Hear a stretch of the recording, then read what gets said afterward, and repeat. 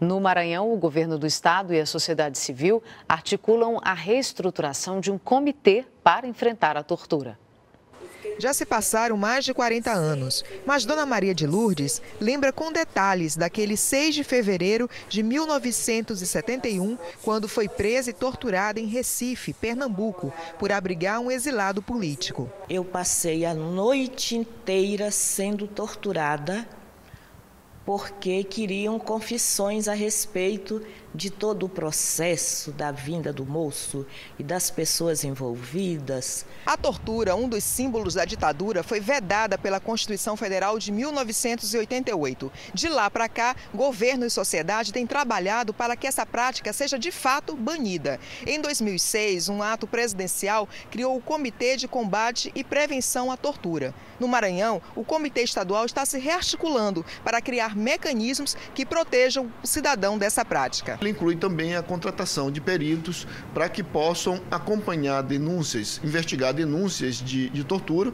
ou mesmo também tomar iniciativa de averiguar qualquer situação em que haja possibilidade ou qualquer outro tipo de situação que implique em prática cruel ou tratamento cruel às pessoas ou crime de tortura. Criar mecanismos que combatam esse tipo de crime não vai apagar a dor das vítimas, mas certamente vai contribuir para que as futuras gerações não tenham seus direitos violados. A tortura é a mais explícita, a mais cruel, a mais determinada forma de negação de direitos. E qual é a dimensão da tortura no Brasil? É possível acabar com essa prática no país? O que é preciso ser feito? Eu vou fazer essas perguntas à Carolina Castro. Boa noite, Carolina. Boa noite. Ela é coordenadora geral de combate à tortura da Secretaria de Direitos Humanos da Presidência da República. Muito bem, a primeira intervenção que eu fiz foi a de que a tortura é generalizada no país, ou parece ser, e a gente gostaria de entender melhor essa dimensão. Qual é a dimensão que tem? Bom, como foi falado na reportagem, a tortura tem essa herança da ditadura militar. Bom, mas no Brasil a gente tem relatos de tortura desde o Brasil colonial. É anterior, muito anterior. É bem anterior à ditadura militar. Mas teve, desculpe interromper o seu raciocínio, apenas para a gente não perder essa oportunidade. Me parece que durante a ditadura ela teve um incremento enorme. Quer dizer, ela foi institucionalizada, se tornou comum e uma prática constante como forma de obter confissões, muitas vezes forjadas até. Isso, consta do relatório da Comissão Nacional da Verdade essa questão da institucionalização. Mas hoje temos relatos de tortura no Brasil inteiro. A gente recebe na Secretaria de Direitos Humanos denúncias via ouvidoria, via o nosso trabalho com o Disque 100, que é o Disque de Direitos Humanos.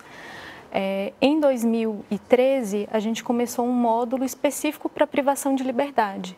Porque o que a gente olhou nos anos anteriores?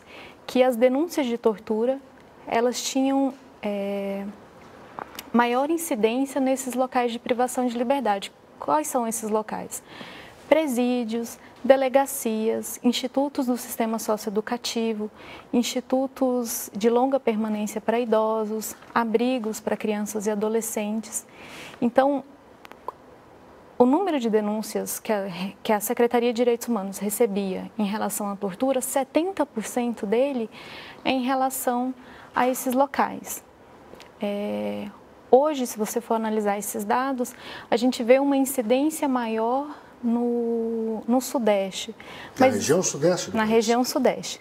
Mas um maior número de denúncias não significa necessariamente que tem mais violência lá.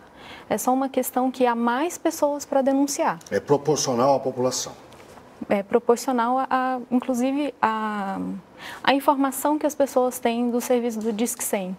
Mas um trabalho já vem sendo feito, o Disque 100 é desde 2010, outros estados, inclusive, já têm grandes volumes de denúncia no Disque 100 em relação à tortura. Além do Disque 100, que outros instrumentos a sociedade tem para acabar com esse problema? Hoje, a política da Secretaria de Direitos Humanos se concentra na criação de comitês, criação e fomento de comitês e mecanismos de prevenção e combate à tortura. O que são os comitês? eles são órgãos colegiados que vão articular ações para combater e prevenir a tortura. Por exemplo, acompanhar uma denúncia, como foi indicado na reportagem, fazer um seminário de conscientização, fazer capacitações para policiais, para agentes penitenciários. E já o mecanismo, ele tem a função única e exclusiva de fazer inspeções a locais de privação de liberdade, que como a tortura tem uma maior incidência nesses locais, por um consenso internacional, né, a gente tem a Convenção contra a Tortura de 84, vem um protocolo facultativo em 2002, sugerindo aos países que criassem esses mecanismos. O Brasil ratificou em 2007, no âmbito nacional foi aprovada a lei em 2013, a Lei 2.847, que criou o mecanismo nacional. Mas como indicado na reportagem, os estados também são incentivados a criar seus próprios mecanismos, porque no mecanismo nacional são 11 pessoas.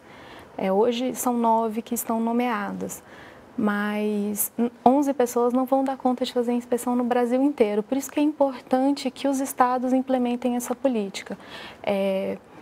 O estado do Maranhão, por exemplo, a gente viu até na é um dos estados que o processo está bem avançado, mas hoje a gente já tem mecanismos em funcionamento no Rio de Janeiro e em Pernambuco. A sociedade brasileira não deveria começar a discutir mais a fundo essa questão da militarização das polícias? Como bem lembrou um dos nossos entrevistados, isso é um pouco de herança da ditadura, da militarização da polícia brasileira. Será que não é o caso de se discutir isso melhor? Eu acho que a gente já começou a discutir isso bastante. Tem um movimento das Mães de Maio em São Paulo que puxam bastante essa pauta.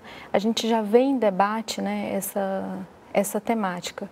Também tem discussões sobre o que as pessoas entendem sobre militarização. É só separar, só tirar do âmbito militar, pensar numa polícia com uma atuação junto à comunidade. Então, realmente, a gente já começou esse debate, mas, de fato, precisa ser mais apurado, as pessoas precisam definir melhor quais são as propostas. Só é importante lembrar que as denúncias de tortura, de prática de tortura, não recaem apenas contra as polícias militares, mas também contra as polícias civis, agentes penitenciários. Ela é disseminada por todos os estados e regiões do país. Muito obrigado. Eu conversei com a Carolina Castro, ela é coordenadora geral de combate à tortura na Secretaria de Direitos Humanos da Presidência da República. Mais uma vez, obrigado e uma boa noite. Obrigada, boa noite.